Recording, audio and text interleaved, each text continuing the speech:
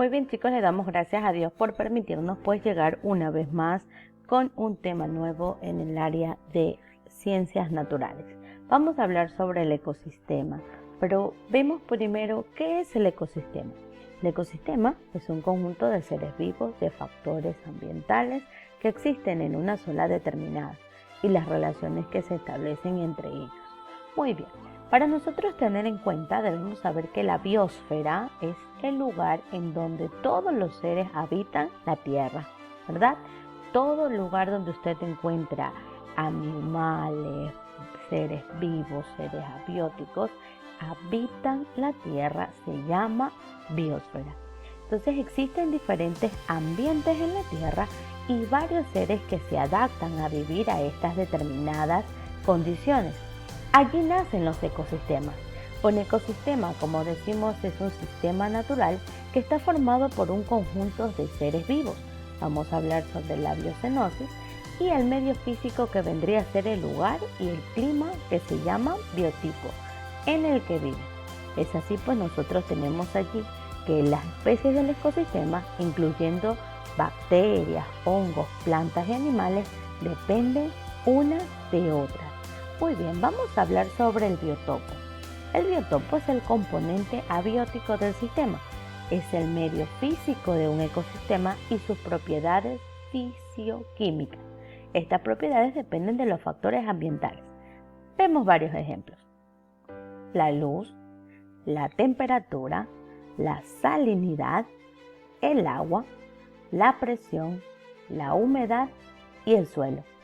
Cuando hablamos de biotopo, hablamos del medio físico o del lugar y del clima en el que se vive. El biotopo más la biocenosis. ¿Qué es la biocenosis?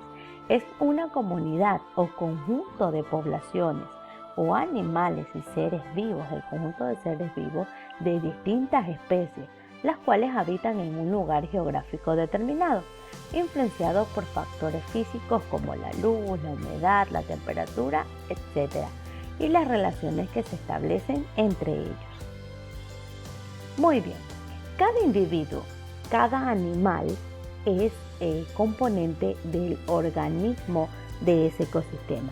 Un individuo es cada organismo de un ecosistema. Por ejemplo, la hormiga que tenemos en pantalla, un perrito, un gato, los cocodrilos, el león, ¿verdad? Cada uno de esos animales o cada uno de esos organismos se llama individuo en un ecosistema.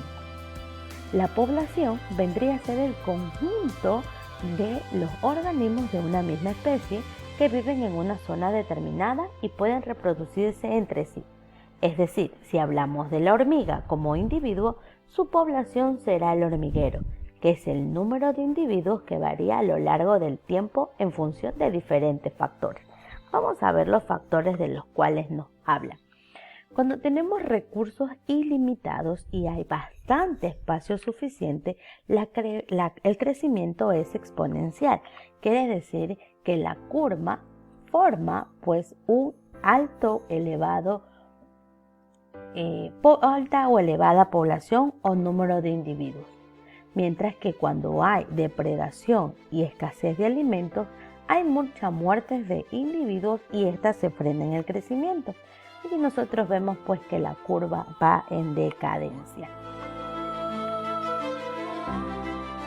Muy bien, allí tenemos nosotros pues entonces hablando sobre el ecosistema.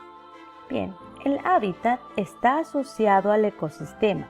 El hábitat es el lugar físico del ecosistema, una región que ofrece las condiciones naturales necesarias para la subsistencia y reproducción de las especies.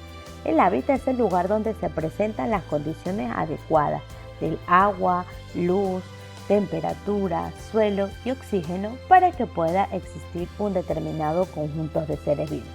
En el hábitat podemos encontrar distintos tipos de especies de seres vivos a los que se conoce comunidad, mientras que si fuera del grupo de individuos de la misma especie en un determinado hábitat se lo conocería como población. Muy bien, llamamos población al conjunto de individuos de la misma especie.